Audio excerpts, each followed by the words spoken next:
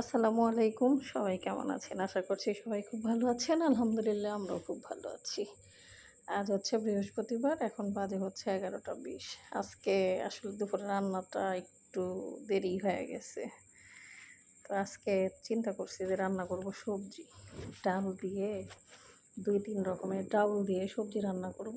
আর ওই যে সজনে ডাঁটা আছে সেটা হচ্ছে সরিষা দিয়ে রান্না করব। তো সরিষা, পেঁয়াজ, রসুন, কাঁচামরিচ আমি হচ্ছে ব্লেন্ডার করে নিছি। তো ওইটাই দিয়ে দিলাম। ও এখানে বলে রাখি, আমাদের গাছের শুকনা মরিচ মানে কাঁচামরিচ যে একদম পেকে গেছে, ওইটা ব্লেন্ডার করছি যে কারণে একটু লাল হইছে। তো এই তো আজকের রান্না।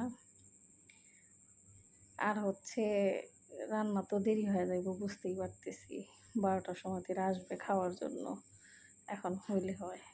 তো আর চিন্তা করছি যে একটু ছোট মাছ দিয়ে বেগুন দিয়ে রান্না করব, চচ্চড়ি যেটাকে বলে। তো এই তো সেইটারই প্রিপারেশন। তো দুপুরে আজকে কার বাসায় কী রান্না, কে কী রান্না করবেন, আর এত গরম, এত গরমের মধ্যে চুলাপাড়ে থাকতে কেমন লাগে সেটা তো আসলে বলার অপেক্ষা রাখে না। তো কার বাসায় কী রান্না সেটা একটু অবশ্যই কমেন্টে জানাবেন। আর আমার ভিডিওগুলো যদি ভালো লাগে অবশ্যই একটা লাইক, কমেন্ট, শেয়ার করে দিবেন। আমার একটা ইউটিউব চ্যানেল আছে, সেটাতে সবাই একটু সাবস্ক্রাইব করবেন। আমি ইউটিউব চ্যানেলের নামটা কমেন্ট বক্সে দিয়ে দেব। এই হচ্ছে অবস্থা। তো এই তো রান্নাবান্না করি আর ভাবলাম যে একটু আপনাদের সঙ্গে গল্পও করি। আমাদের এখানে হচ্ছে বাজার করে রবিবার, এটাই আগেও একটা ভিডিওতে বলছি। তো এই সপ্তাহে রবিবারে বাজারে গেছে হচ্ছে বিকেলে, সচরাচর সকালে যায়, রবিবারে কাজ ছিল। তারপরে আবার যে আমার দেবরটা একটু অসুস্থ, ওকে নিয়ে হচ্ছে আবার গেছিলো হচ্ছে ডাক্তারের কাছে। তো এই সেই করতে করতে বাজার করা হয়েছে বিকেলে। তো এর জন্য বাজারটা আপনাদেরকে দেখাতে পারি নাই। তো এই হলো অবস্থা। আর এখানে ৩ রকমের ডাউল দিয়েছি: মসুর ডাউল, মাসকালাই ডাউল আর হচ্ছে মুগের ডাউল। তো এই ডাউল দিয়ে সবজিগুলা খেতে কার কেমন লাগে একটু জানাবেন।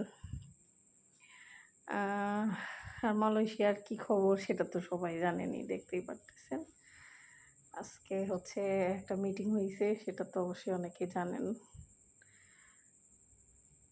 এইখানে হচ্ছে কলিং নিয়ে কথা হইছে, কলিংয়ে যাতে লোক আসতে পারে সেই সম্পর্কে কথা হইছে।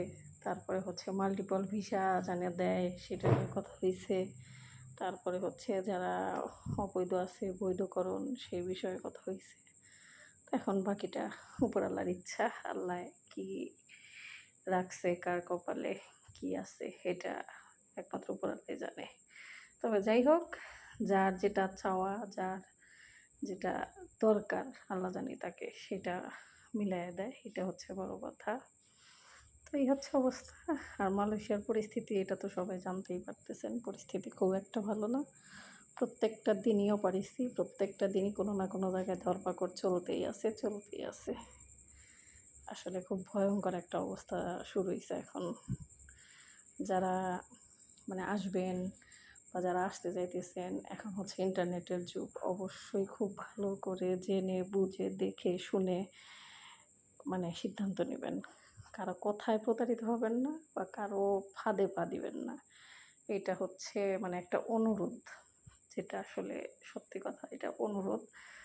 যারা আসবেন নেক্সট টাইমে বা আসতে চাচ্ছেন, অবশ্যই দেখে শুনে বুঝে আসবেন। তাছাড়া কিন্তু উপায় নাই। কারণ পরিস্থিতি এখন দিন যাইতেছে আরও খারাপ হইতেছে, দিন যাইতেছে আরও খারাপ হইতেছে। সামনে কি আছে আসলে বলা যাইতেছে না। উপরওয়ালা ছাড়া এটা আসলে কেউ কোনো কিছু বলতে পারতেছে না। এই হচ্ছে অবস্থা। তো এই তো আমাদের ভিডিওগুলো কেমন লাগে একটু জানাবেন। তো এইখানে হচ্ছে সবজি রান্না করতেছি। সবজি আছে এখানে অনেক রকমের। তো এখানে মনে হয় যে এত সবজি, তারপরেও মনে হলো যে ২-৩টা সবজি বোধহয় মিসিং। গাজর নাই, বাঁধাকপি নাই, ফুলকপি নাই, ব্রোকলি নাই। মানে সবজি খাবে তাহলে একটু সবজিগুলো নিয়ে আসবো, না তা নিয়ে আসে নাই। এইখানে আছে হচ্ছে গাছের বেগুন, গাছের সিম।